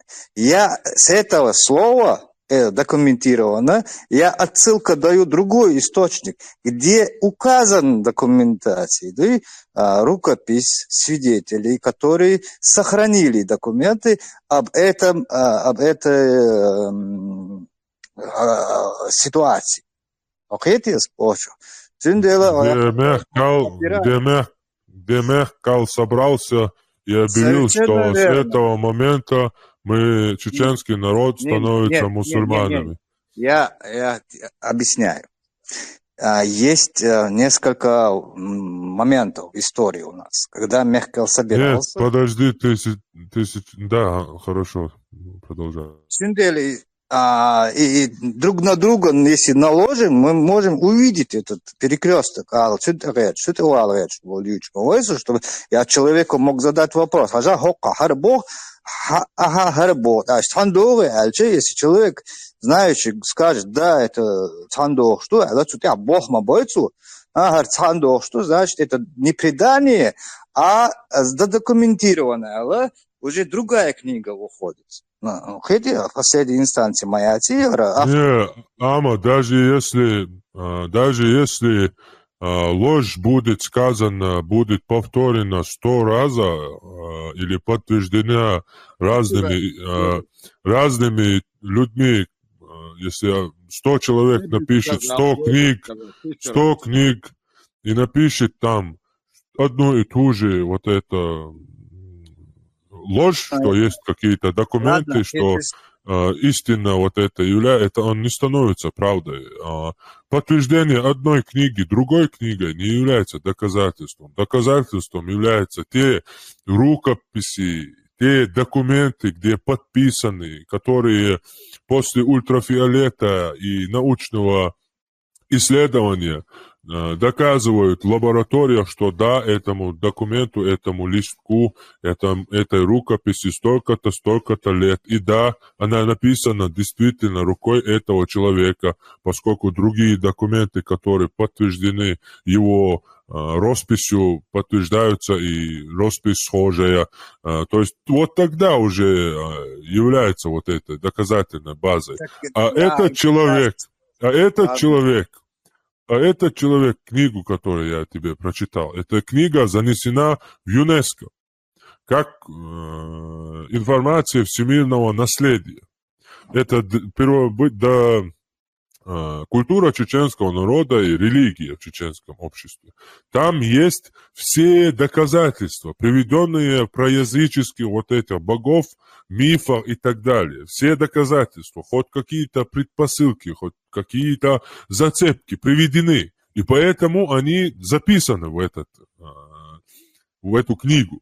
Но поскольку нет вот этому доказательства про Мехтал, это начинается, оно обязано должно начинаться со слов по преданиям, поскольку она всемирный, вот этот, хранилище всемирной истории заносится. Всемирного наследия, да, ЮНЕСКО, антитеррор. Да, и поскольку там... Так ты меня не услышал. Я изначально Ты перешел от Цихмалула. Вообще, великий антитеррор. Наставник наш, великий. Сободин доуде дуока. Амад истальта. Сободин асюкау яхнири. Ладно, духица дождь. В общем, ладно, суть в другом была. Просто изначально мои лари чисто для себя. Хочу вот это вот моменты посмотреть наглядно. Есть источник, где опираются на документы. Параллельно Бог был добьётся.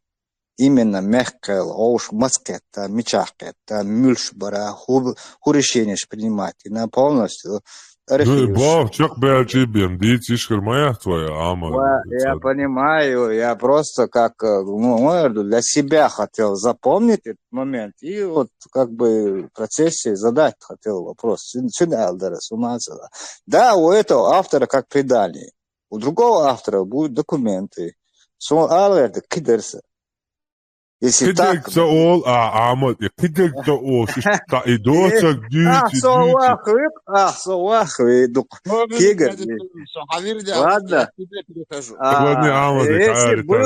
Если было решение принято, ой, закон Дючма, да, и это решение не отменено другим решением, и это решение еще в силе,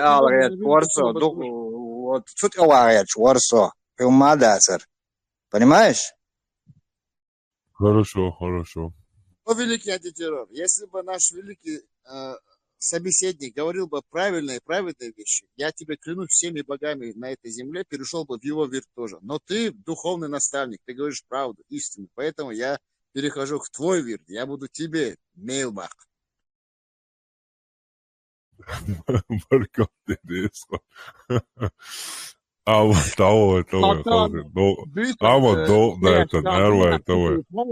Сашадал хайрат эхтам поза лекции проводить яшмо. Ты что же перешел на просветительскую работу, профессорскую работу? Экстренный дневной выпуск Кондю Ахмад Баас, антитеррор. Пока есть время, из религия, вот эта культура чеченского народа и книги чури, фрагмент записать, я шворсал. А так эфир короткий, просто вот этот хотел просто зачитать и записать. Антитеррор. Я подозреваю, Ахмад киборг, он, по-моему, андроид.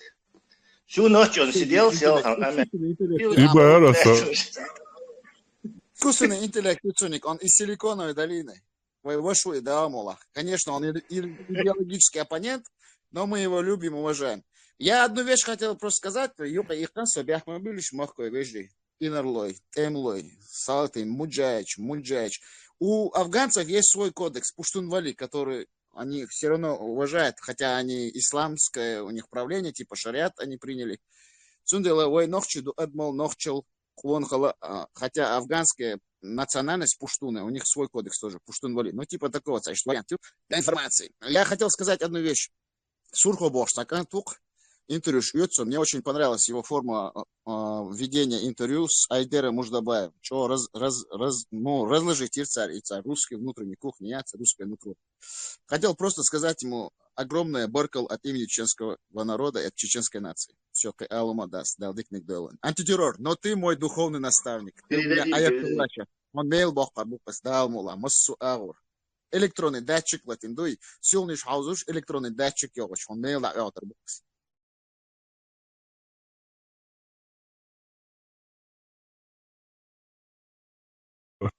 Антитеррор, передайте, хохеревой. Перед имени антитеррора Чария, зачем новый что-то изобретать, новый велосипед? Нет, хили залихватский, такой интригующий. Просто антитеррор, слишком банально, тривиально это. Лауреат. Дим возможность антитеррора, чтобы он себя сам провозгласил. Антитеррор, ну-ка, закинь нам идею. Кем ты хочешь быть? Вирт Ассасинов. Не, бабу.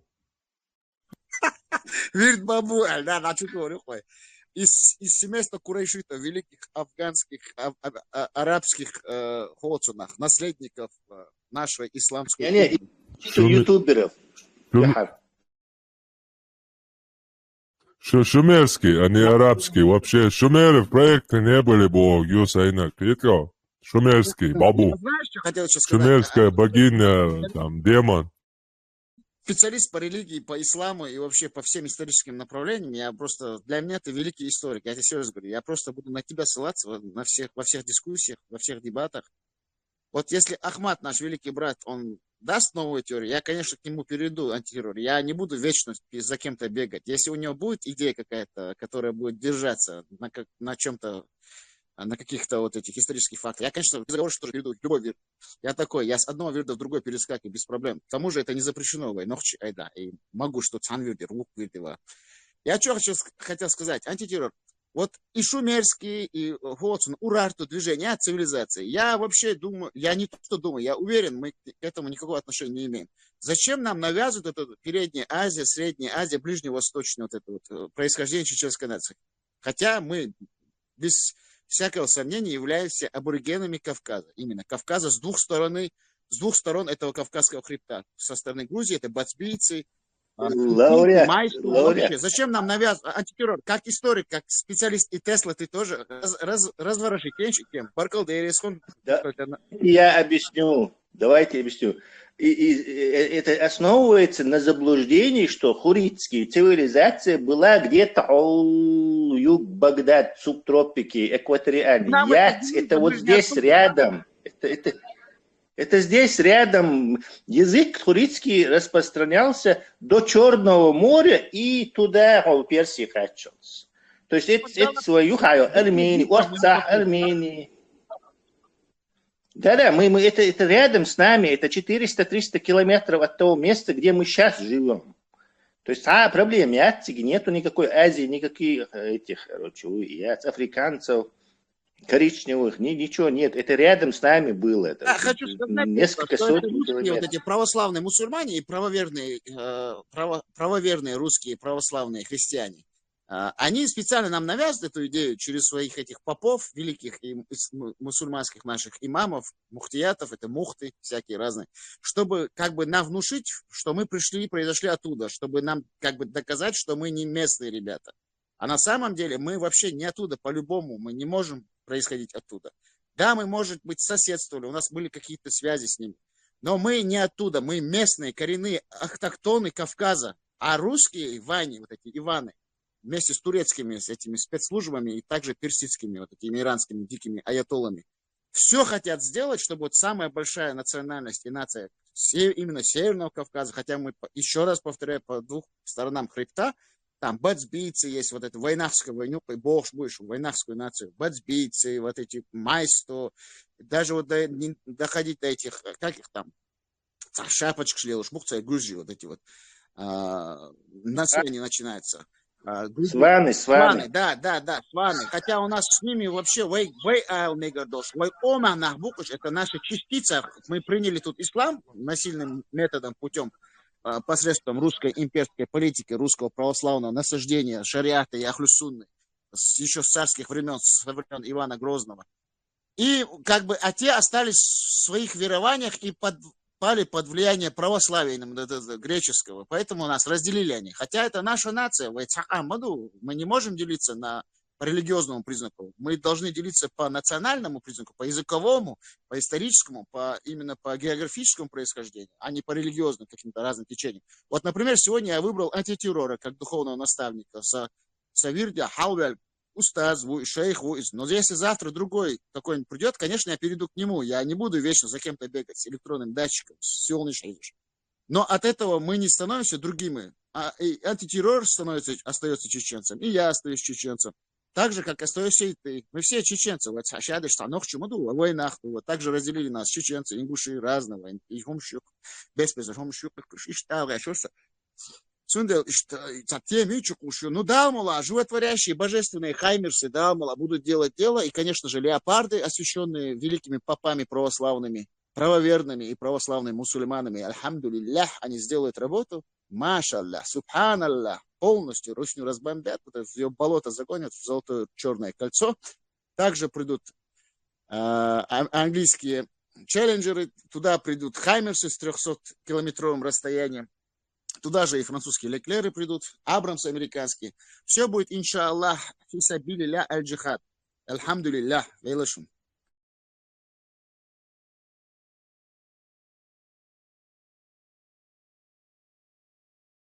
بقول خزق إلى ديك إلى يحكي عن بأحتهم تقول لا أريد.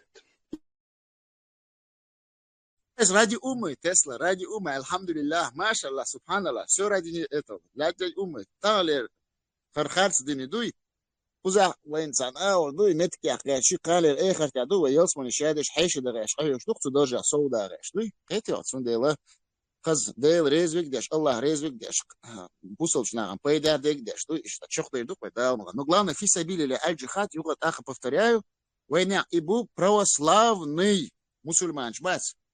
Иш Мабар Гучбагари и правоверный христиан Шбац, Ихван Ваня, Ахи Саня, Ахи Сереги, Ухтышка, Наташки, Ухтышка, Валерки, вот русскую православную вот это вот туда, золотое, черное, золотое, черное, вот это вот кольцо, так называемое, также и дыра, московские болота, их туда надо всех загнать, туда им надо все эти религии, они же защитники во главе с ВВП Володечкой Путиным, чтобы они все вот эти религии туда собрать, им как бы скомпактно туда им все закинуть, буддизм во всей его форме, там, синтоизм, кришнаизм, что там у них еще есть, разные вот эти индусские, вот Индия, миллионы богов у них там, они поклоняются обезьянам, слонам, жирафам, не знаю, кем попало там. Также мусульмане со всеми этими течениями, шариатскими, нешариатскими, ахлюсунна, шииты, сунниты, исмаилиты, магометане, алавиты, караниты, хаджириты, тавариджи, все туда, к ним в русским, вот туда, в Россию, вот это ФСБ, Лубянка, туда вот крестьяне, кальвинисты, англицизм, вот этот вот протестантизм, все туда, чтобы они все, и там они все защищали, забрали себе этого Бен Салмана тоже под опеку, и чтобы они вот так вот в своем соку, русском, православном и правоверном, православные мусульмане, что были, и правоверные христиане, вот этого вот всего толка, и туда, чтобы они шли. Но, конечно же, я останусь со своим антитеррором. Вейлашун. Да, вы верите предатель, да, антитеррор, верите. В коем случае. Вы верите предатель, да. Датчик уже елши пялки, ну электронный. Я что, да, я что, они пошли уже на небеса. Elämäl ähtyy произносить да бабу бош. Ла, бош, мстится, Диас. Антитеррор, эмблема ездует, бабу службе, он верди эмблем, хелма ездует нормально. Вообще, вы верите эмблем, что ездором, хор верди, что эмблем, нет? Ордена разных тарикатских направлений. тарикаты, шариаты. Конституция Российской Федерации, чья, хотел. Все в одном. Конституцию читуш.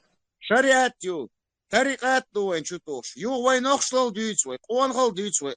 Там, короче, такая бурда, и русский православный, и христианство, и правоверные. Христиане там церкви строят, там русские там защищают, все. Приезжают нам попы, там понастроили все это. Ты, короче, бурда, ночь уже, сейчас улил, да, тоже, мичкач, дезацуш, хайрел, лакам, дуй, худу, цауш, мичкач, везацуш. Откуда мы пришли, куда мы идем, что мы делаем, кому молимся, зачем мы молимся. Полностью, да, своей шаю, национальной самоидентичности, да, я просто серая масса каких-то ихванов, и ухлюшек, бухтушек, серая масса какая-то непонятных мусульман в какой-то уме непонятной. И вот мы как бараны уже. Туда нас гоняют, сюда нас гоняют. Единственное, вот пришел наш великий ойля, антитеррор, который выведет нас да, Аллах, на чистый светлый путь.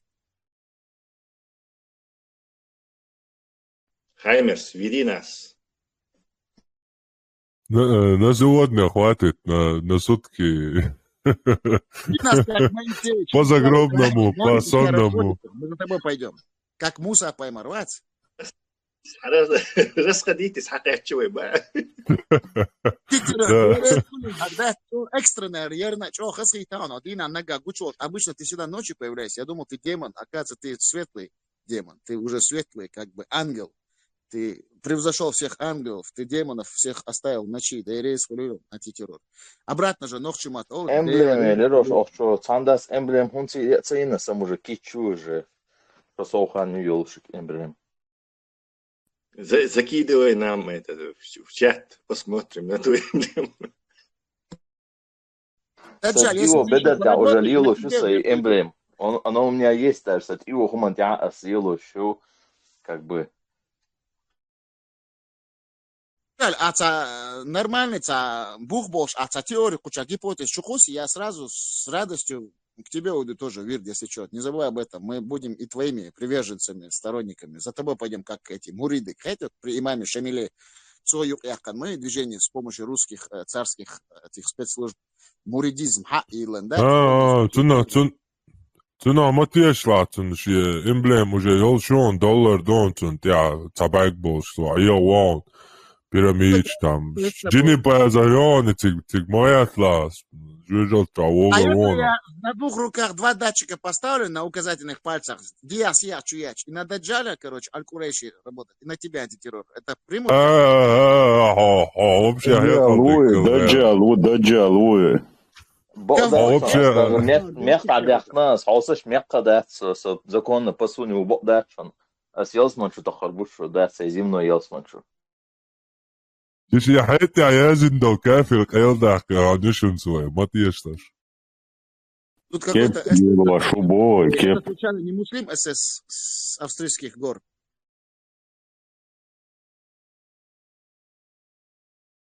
Австрийских гор, то. Я тогда, да, сдохнул. Чувство юмора, да, просто не дают мне развить мысль, в короткие сжатые сроки я не могу полностью выразить свои мысли. А тут мыслишь, выдать днем за этот короткий промежуток. Успеваешь ты. Информации для наших мусульманских братьев. Альхамдулиллах, субханаллах, но меня всегда блокируют разные идеологические оппоненты, потому что они понимают, что... СС австрийских гор, наш брат Ахлю Сунна. Если ты, пожалуйста, появись, дай знать, дай услышать. Я религии, мочо видишь, ах, да, там где цейтан, что лучше всего. Бизнес сказали его. Вот видишь, медица. СС австрийских гор, если ты слышишь меня, то салам алейкум тебе. Алейкум салам. Мир твоему дому, антитеррор. Если в переводе с арабского салам это маршал, то есть салам алейкум, мира тебе желаю, Бог, сондуис. А нохчим это мечтаться, маршал хулюль, маршал, его нохчи, эйла. Свободный человек, собака. Ассаламу Ну, алейкум, Бош. Мехмед, Маршал Бош, да, значение вообще он дует. Мир вашему дому, Захватческие. Ну, а смысл имеет другое там вообще. Цумуя, защищенного, сагу, асенсондиdo, дует на защищенного, как бы, имущество, дёзо, вот как бы, от этого Бош, идут смысл. Это не значит, что он тебе желает мира. Ислам вообще ничего не желает мира. Даже в Коране сказано, каждый сам воюет за себя, Аллах не нуждается в мирах, как бы. Ну и вообще не нуждается мира, вообще и очень он ислам традует. Точно так же, как... лишний ройза. Помогать Европе. Бог видел, например, на Западе капитализм, и был вахчани, зачем там что-то проблемы с почему? Что, например, шу цыган, криптовалют, не цыган все. Понятно, что дело, Вашак, интервала, мы тебя спутали с австрийским этим хайлендером, оказывается, из гор Кавказа, вы чеченских гор. Чеченский горный лев дуар. Вот австрийских гор век ватсар. И все равно и охита с австрийских гор бог, да. Джамаат, как и лямнашка австрийский. Хайлендер, Из этого, что ли? только один Бош. Джамаат. Разные есть ребята, с норвежских фьордов, пацаны, бусал, бежи, бац, ихваны, потом шведский, скандинавский, викингский вариант, датский вариант, разные бусал на викинг, шбац, православный, ахрусунный, бусал, бежи. Потом есть со Швейцарии тоже пацаны, ребята, бусал, бежи. Ну, английский самый лучший, это островитяне, английские мусульмане, вот эти, ахрусунны, еще обуводы, да, что должны, что? Но с австрийских горек охита все равно СС, Джамаат. Хочу я бы, если бы он дал, я бы попробовал. Европа, худу дицеш, интересно, ума дойцега, жизнь моечега. Это все до религия, как Тига хилма хиля, дуйта ду. Тига хилма дуйта пока. Вола, как мавелосо, идиш. Хой амади сян сатасац, айна бо ицата, ивричо, амирштяш. Действительно, шишица искусственный интеллект якон. Садар набер датчиш. Набер, не самое, ты сам набер. Так, набер, Хайлендер СС. Просто он хайт бахон ахаттер диндер да молах. Суть ашику хар аринсдол хар угга чох мерш пачал кшат западный. Бусул пачал кят, западный бусул пачал кшат шариат дукуза да молах. Уггар бусул шнаган шума дука куза дагвати. Цара и уггар от бюр копоркест раски пачалки и ва суть ашику юга и ашбах уч масуа орцигадол и аспаляшто амништо и пардатохш и гол кирдол что суть ашику и масуа от ичадин зорпта чехта докон да молат ак вой мерш де до хо марш веру да мола хайдин деуш масуа хандишки хо марш вақруца суть ашику я ишта бокон قاعدين هو بقى بيطلع شو قمت شو بدي تقول ده بقى بيطلع طبعا بدنا سيرفيس نو هو اللي شغال 나도 SS 서버디 나야지 예서 서버디 아야키 길 샤이서모 샤야 아미 슌디에서 가도 идеологи сейчас сбивать войник мершник дуй мершник хамял да диескрете масуа как позаца сколько идеолог шальпе دينوي شابر دينوي دي صدق يعني نشاط